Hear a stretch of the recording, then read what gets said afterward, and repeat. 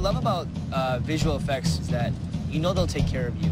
And they'll take care of you in ways that you didn't even think possible. I go like this. If you're going up at an angle, yeah, that'll work too. So maybe it is going up at that angle.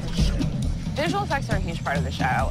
We try to make them very subtle and seamless so that you don't always catch them. You know, you want it sweet.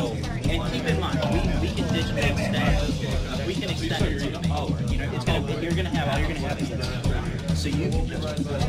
Victor Scalise is amazing. He's on set with us here in Georgia and works with the directors and the cast and the zombies with all the particular kills and everything that needs to happen. And then he transitions that to the team in LA at Stargate, and they're the ones who actually create these amazing shots. We do everything from, you know, CG walkers to a lot of the kills where you have big exploding heads. We do a lot of digital swords, digital extensions of knives. So a lot of the walker kills that you see end up being visual effects.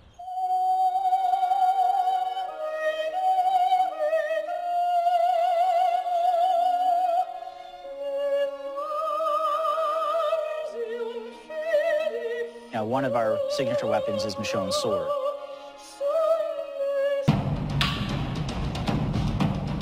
I'm the prop master for the show. That means I handle all the props, the hand props, which are anything the actors touch. The katana sword, one of my favorites. I helped design this. It is absolutely one of my favorites. This happens to be a sharp one, so you can't really do anything with it. So we keep it in here, actually. But just like that, we have an aluminum version that is for hitting. We have a rubber version that's for actually making contact with people. And then we have digital versions, again, for Victor. It's a half rubber sword that we then have tracking points on that then we put a digital blade to replace.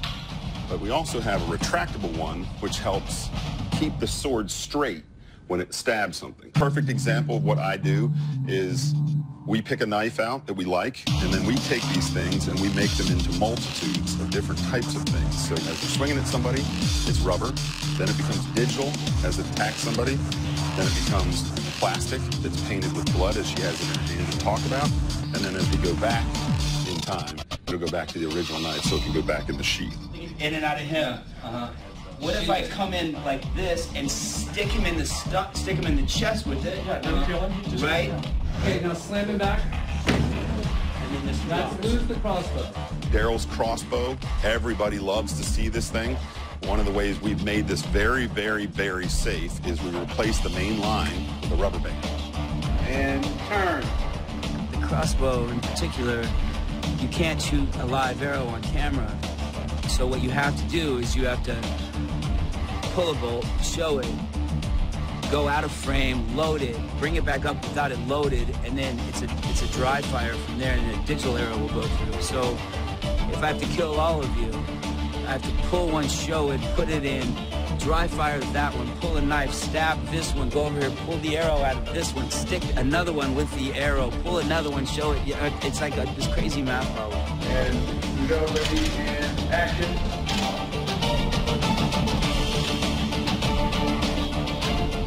Then you gotta chop the head when it's like laying in your skull.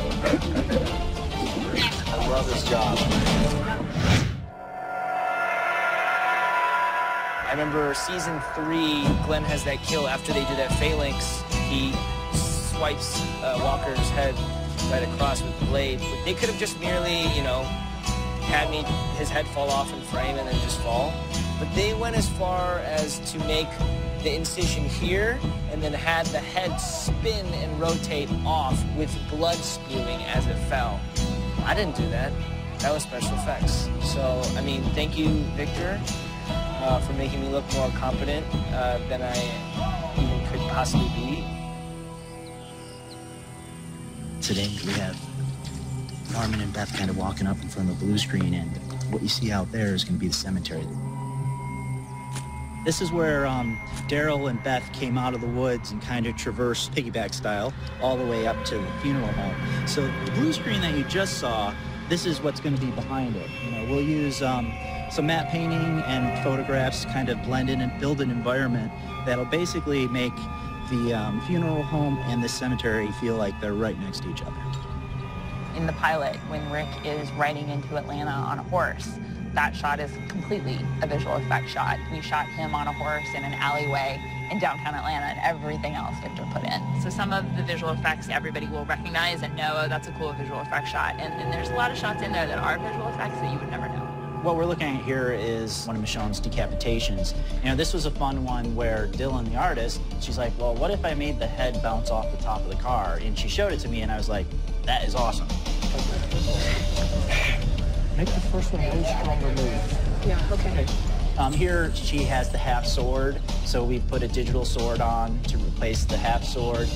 We have a walker who obviously had a full head that Dylan's painted out the full top half of the head, and she's made a little 3D cap of the head that then goes flying and bouncing and goes over the car. Sometimes I just really want to cut a head off, you know. Sometimes I just really want to do it. I can't cut heads off, literally, so that's a bummer.